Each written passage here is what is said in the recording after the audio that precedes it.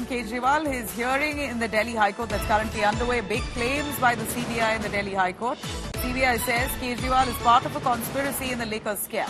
CBI says Kejriwal has deliberately tweaked the policy. Now, almost echoing the words of what the Enforcement Directorate had argued in the liquor policy case, of which Arvind Kejriwal has already got bail. Here you have the CBI who wants to retain him in custody, argues in court that Arvind Kejriwal is part of the conspiracy in the liquor scam. He deliberately tweaked the policy in the party's favour, taking kickbacks. Shrishti Ojha for more on that. Shrishti, please tell us more on what is the hearing that's currently underway, the CBI's arguments. Well, Nabila, the details that you just read out are from CBI's reply that they have filed before Delhi High Court opposing grant of bail to Arvind Kejriwal in the CBI matter. These are the details that India Today has exclusively accessed, where CBI has made some strong claims against Arvind Kejriwal, where CBI has said that no bail should be granted to Arvind Kejriwal because he's already made attempts to derail the investigation, and then he can influence the investigation if he's out on bail. In strong claims that have come in from the probe agency against Delhi's Chief Minister, CBI has said that earlier why CBI did not decide to seek further police custody of Arvind Kejriwal after they had arrested him. The main reason was that there were attempts by him to derail the investigation. The investigating officer of the Central Bureau of Investigation saw Arvind Kejriwal's conduct during the police custody and decided that it was not fit for Kejriwal to be confronted with other persons who are acquainted with facts of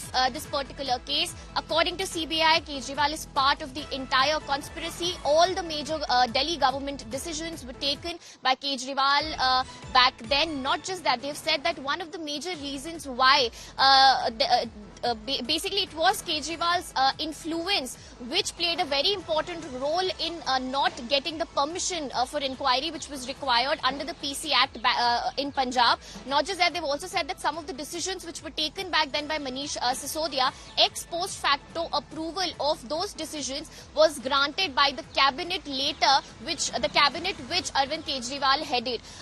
Other than that, the earlier claims, as we've seen, both CBI and ED claim that Kejriwal was a key conspirator, played a very strong, important role along with other accused in tweaking and manipulating the Delhi excise, the Delhi liquor policy to benefit the South group in lieu of kickbacks of hundreds of crores, which were later used to fund the Goa elections, the Aam Aadmi Party campaigning in the Goa elections. The CBI has also claimed that Aam Aadmi Party leaders, Kejriwal's colleagues from the Aam Aadmi Party and his wife Sunita Kejriwal are also making attempts to indirectly influence the witnesses outside and also to derail the investigation. So CBI has told the High Court in its reply very clearly that Arvind Kejriwal does not need to be granted any relief in form of any bail as of now. He also cannot claim any parity with other co-accused in the case who have been granted bail, because Arvind Kejriwal is way more influential than the other co-accused. He has a lot of influence as far as the Delhi government,